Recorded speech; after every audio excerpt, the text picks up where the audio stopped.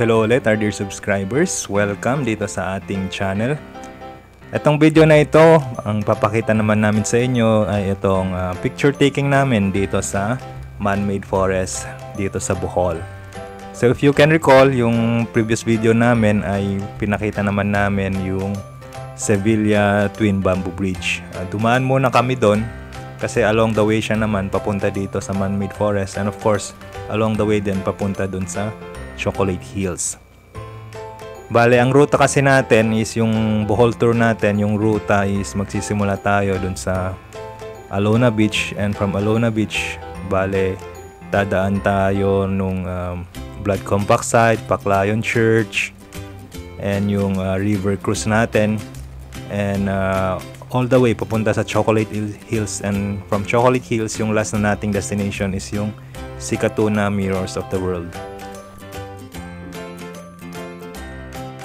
By the way, kung di pa pala kayo nakasubscribe dito sa ating channel, mag-subscribe lang kayo, hit nyo lang yung subscribe button, and of course, hit nyo din yung notification bell para notified kayo every time na meron tayong bagong upload.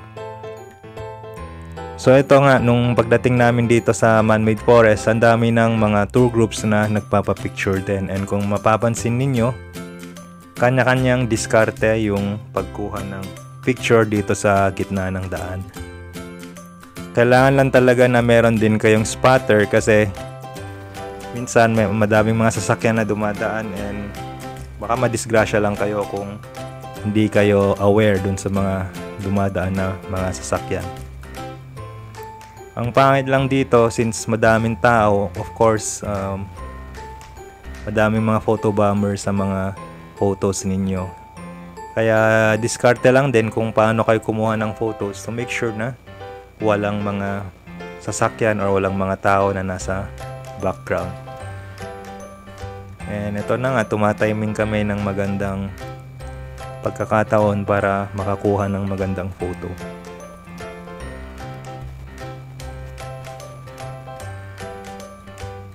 Ayan, dito sa gilid merong parang tent, may station na nag-preprint ng mga photos. So pwede rin kayong magpa-picture sa kanila, kina kuya.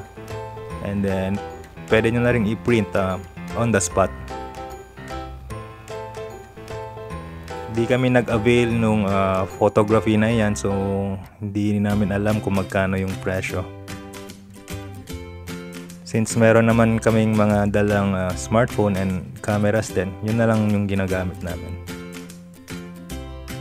Ito yung disadvantage nga kung long weekend kasi itong pagbisita namin. Ito yung disadvantage kung long weekend or weekend, madami bumibisita dito sa man-made forest na ito. Pero you just need to be patient. May mga period naman or times na matagal may dumaan na sasakyan.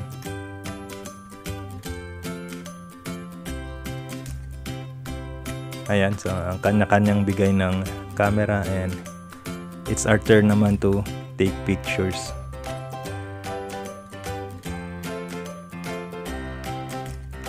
Pagalingan na lang tumiming. Buti marunong din kumuha ng photos yung aming photographer. So alam na din kung paano i-anggulo para mawala yung mga tao sa background.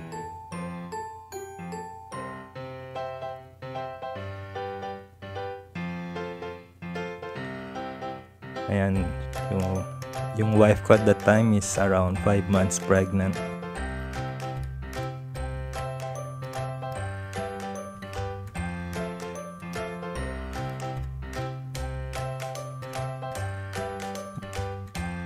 Mababait din naman yung mga sasakyan dito, yung mga van drivers, and even itong mga tricycle. Hindi naman sila bumubusina. Alam din naman kasi nila na especially itong mga van, most likely yung mga van na yan ay mga van rentals ng mga turista. So, alam nila na yung livelihood din nila nakadepende din sa mga tourist.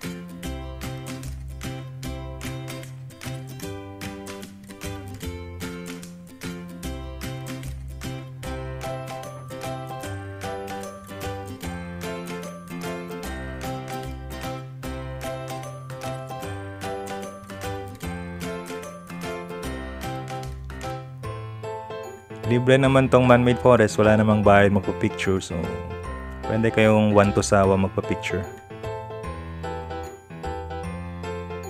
Yan, yung mga puno dyan, mga mahogany.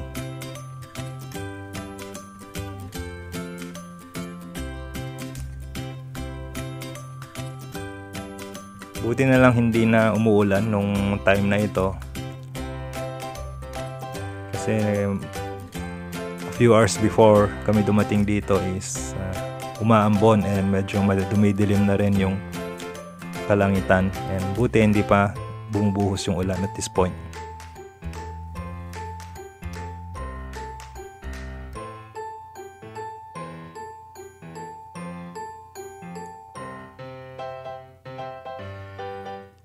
Kaya yan, madami na namang mga sasakyan. And ito na nga, nag-a-attempt kami na magpalipad din ng drone.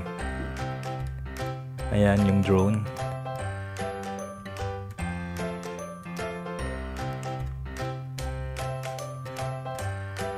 Wala namang nagbabawal magpalipad ng drone dito, so we assume na allowed naman.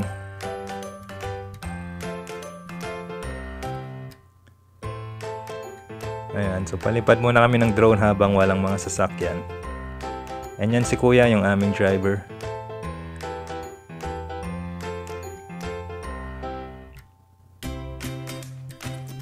And may mga sasakyan ulit, kaya tabi-tabi na naman. Ito naman sina Kuya, sila yung nakatambay dyan sa photography booth.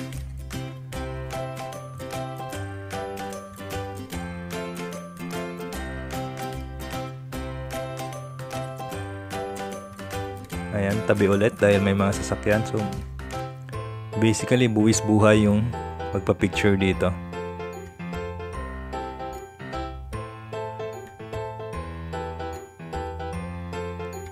Wag lang talagang matimingan na merong lasing na driver or balasubas na driver. Otherwise, pwede actually itong maging sanhi ng aksidente.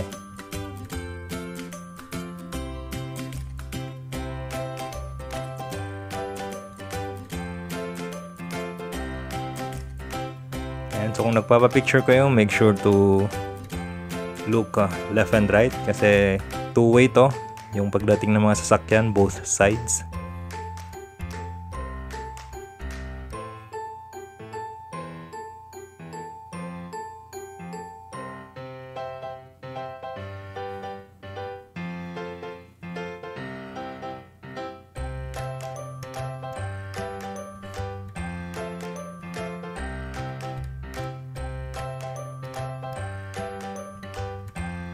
Ayan, pinapalanding na yung drone.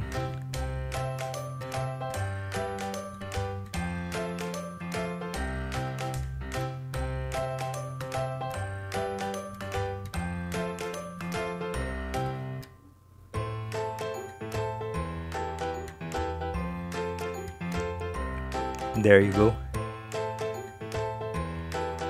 Ayan, so pack up na kami.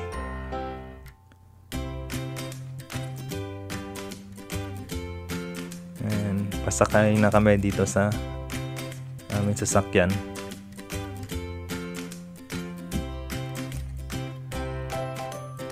Pero since mukhang nawalan ng sasakyan, so one last shot attempt ng magandang picture.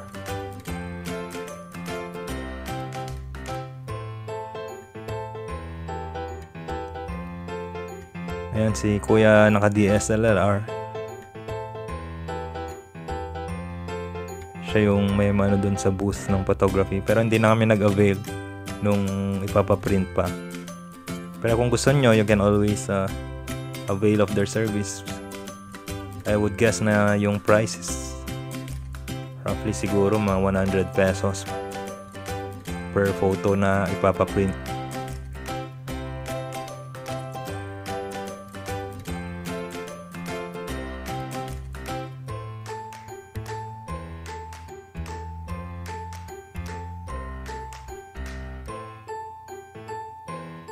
Ayan, so may sasakyan na naman and ayun.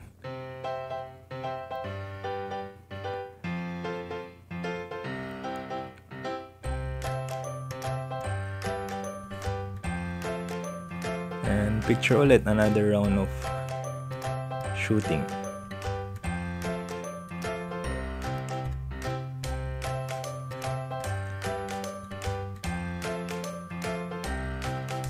So ganito naman yung activity dito sa man-made forest na ito. Naging popular siya dahil maganda din naman kasi yung background mo, lalo na kung walang mga tao and mga kahoy lang talaga yung nasa background mo. Maganda yung canopy niya.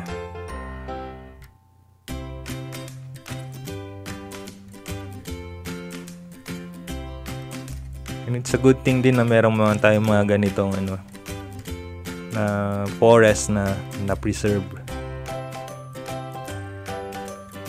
Kahit na man-made siya, malaking tulong pa rin yung mga punong kahoy na ito sa ating environment.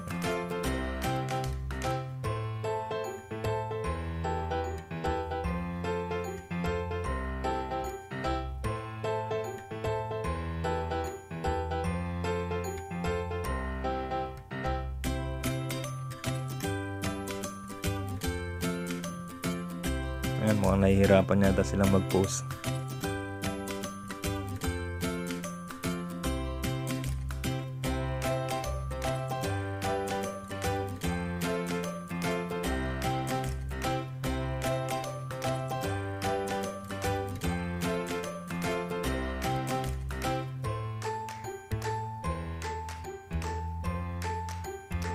And hindi pa rin na-contento, so another round of photo shoot.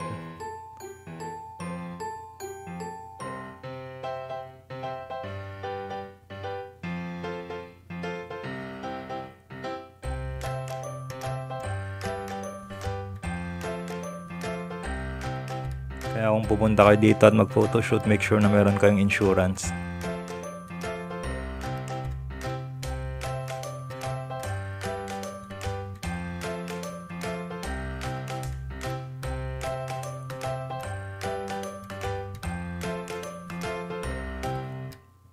And okay na kami. And so we thought. Pero nung umalis kami, siguro mga 100 meters or 200 meters from this location, napansin namin na okay din yung view and mas konti yung tao.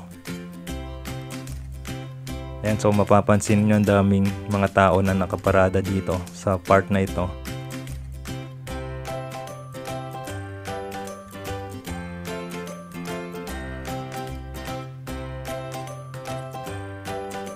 And sa part naman na ito, mukha namang okay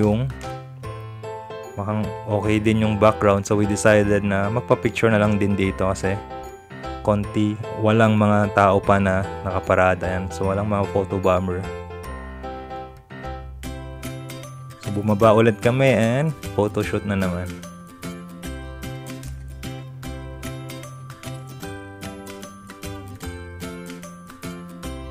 Ayan, so habang wala pang mga taong nakaparada, ayan, nagpo-photobomb. Kaya kanya-kanyang hanap lang ng magandang pwesto rito.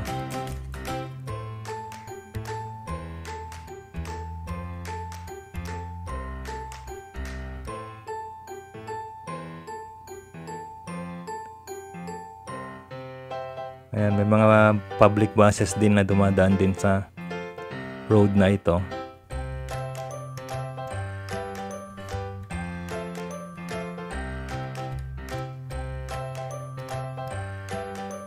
And eventually, nung napansin din ng mga ibang mga tour group na may nag-picture din dito, marami na rin nag-park, marami na rin sumunod sa amin.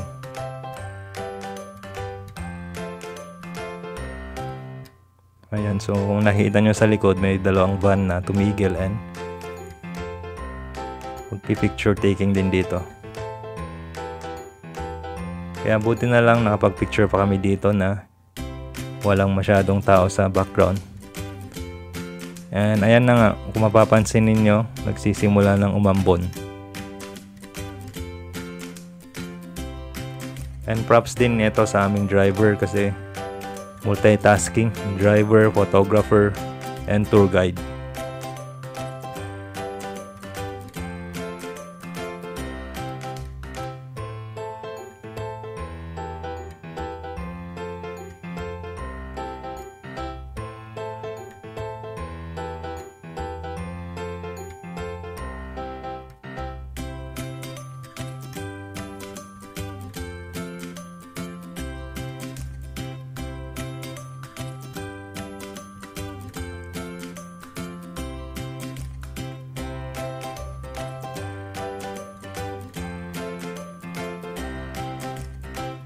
So ayan.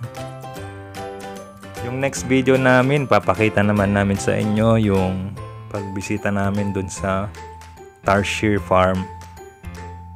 So again, kung di pa kayo nakapag-subscribe dito sa aming channel, subscribe lang kayo. Yung content namin mostly travel videos, but we will also post some contents na useful din. Like mga tips and tricks or anything na pwede nating mapag-usapan. And again, thank you for watching.